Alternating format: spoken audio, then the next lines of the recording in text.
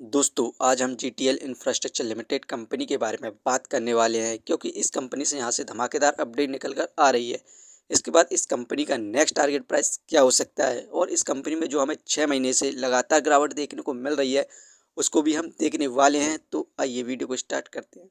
दोस्तों GTL infrastructure limited company का share price अभी ₹1.16 चल रहा है। आज के दिन इस कंपनी में हमें 0.87% के रिटर्न्स देखने को मिल रहे हैं। इस कंपनी का शेयर प्राइस ₹1.16 पर स्टार्ट हुआ था।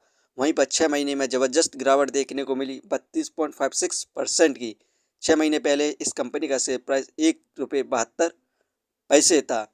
सेंसेक्स में एक हफ्ते से जो गिरावट देखने को मिल रही है उसकी वजह को देखें तो यहाँ पर यूएस ने भारत के बीच में जो बल्क डील हो रही थी यहाँ पर उस पर अभी फ़िलहाल के लिए बातचीत बंद कर दी गई है और यूएस डोनाल्ड ट्रंप ने कहा है कि भारत यहाँ पर रूस से क्रूड ऑयल ना खरीदे। उसके बाद भी भारत यहाँ पर यूएस से क्रूड ऑयल खरीद रहा है, जिसके बाद यहाँ पर डोनाल्ड ट्रंप ने धमकी दी है कि वो भारत के गुड्स पर यहाँ पर 500% का टैरिफ लगाएगा, जिसके बाद से हमें ज़बरदस्त गिरावट देखने को मिल रही है भारत की शेयर मार्केट में। दोस्तों इस कंपनी से जितनी भी अपडेट निकल कर आ रही हैं उन सभी को हम देखते हैं। दोस्तों जीटीएल इंफ्रास्ट्रक्चर ने कनाडा बैंक से जो लोन लिया था उसे वन टाइम सेटलमेंट में कंप्लीट चुका दिया है, जिसके बाद कनाडा बैंक ने जितने भी जीटीएल इंफ्रास्ट्रक्चर पर केस लगाए थे उन सभी को विड्रॉल कर लिया है, वापसी ले लिया है, जिसके बाद हमें तेजी देखने को मिल सकती है। जीटीएल इंफ्रास्ट्रक्चर का जो क्वाड्रेंट का रिजल्ट आया था उसकी परफॉर्मेंस की बात करें तो नेट सेल 356.49 करोड़ हुई थी।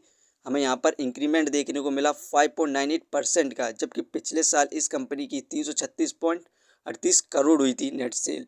नेट लॉस हुआ इस क्वाड्रेंट 193.47 करोड़ का।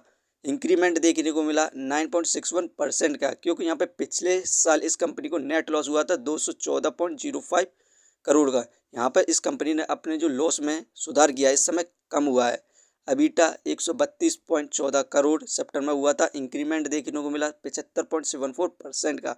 पिछले साल अबीटा 75.19 करोड़ था। यहाँ पर इस कंपनी का जो क्वार्टर रिजल्ट आया था शानदार परफॉर्मेंस देखने को मिली थी। कंपनी के द्वारा यहाँ पर लॉस कम किया गया था।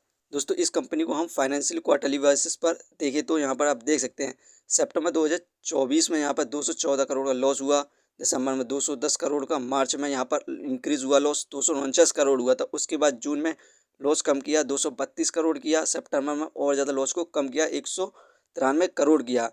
अब कुछ दिनों में इस कंपनी का नेक्स्ट क्वाड्रेंट आने वाला है 1 से 2 हफ्ते के बीच में, तो उसमें यदि इस कंपनी को लॉस कम होता है या प्रॉफिट गेन करती है तो इस कंपनी का शेयर प्राइस यहाँ पर मल्टीवेगर रिटर्न्स देने की संभावना है।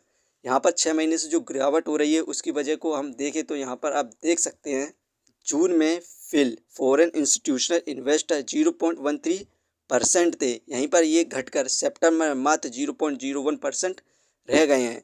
यहाँ पर ज़बरदस्त सेलिंग देखने को मिली है हमें 6 महीने के अंदर फिल के द्वारा। इसी कारण इस कंपनी में हमें 6 महीने से लगातार गिरावट देखने को मिल रही है। लेकिन अब यहाँ पर फिल के द्वारा दोबारा से इन्वेस्टमेंट करी जा रही है और वहीं पर रिटेलर्स इस कंपनी के शेयर को सेल कर रहे हैं। तो इस समय बेस्ट टाइम है इन्वेस्ट करने के लिए, तो आप भी इस कंपनी में यहाँ पर इन्वेस्टमेंट कर सकते हैं। इस कंपनी को हम फंडामेंटली देखें तो मार्केट कैपिटलाइजेशन 1499 करोड़, जो कि बहुत बढ़िया है इसके प्राइस के हिसाब से। डेप्थ ऑफ इक्विटी 0.54, इस कंपनी में बहुत तगड़ा कर्ज है। रिटर्न ऑफ इक्विटी 13.86%, ये हमें पर ईयर 14% के रिटर्न्स प्रोवाइड कर रही है, जो कि अच्छे रिटर्न्स माने जाते हैं। अर्निंग पर शेयर -0.69 नेगेटिव में चल रहा है, डिविडेंड फिलहाल प्रोवाइड नहीं कर रही है। बुक वैल्यू -4.99, ये शेयर इस समय हमें बुक वैल्यू से हाई प्राइस पर मिल रहा है। Face value 10। दोस्तों इस कंपनी के जो फंडामेंटल हैं जो ठीक नहीं है, क्योंकि इस कंपनी में बहुत ज़्यादा तगड़ा कर्ज है और ये कंपनी फाइनेंशियली और फंडामेंटली अभी फ़िलहाल के लिए ठीक नहीं है। लेकिन इस क्वाड्रेंट में यदि कंपनी को प्रॉफिट गेन होता है तो हमें इस कंपनी में सुधार देखने को मिलेगा फाइनेंशियली और फंडामेंटली भी, और इस कंपनी के द्वारा मल्टीबैगर रिटर्न्स मिलने की पूरी संभावना है। एक बार इस कंपनी को यहाँ पर प्रॉफिट करना ज़रूरी है। लेकिन दोस्तों ये वीडियो सिर्फ एजुकेशन पर्पज़ के लिए थी। यदि आप किसी भी कंपनी या स्टॉक्स पर इन्वेस्ट करते हैं तो एक बार अपने फाइनेंशियर्स और एक्सपर्ट की सलाह जरूर लें।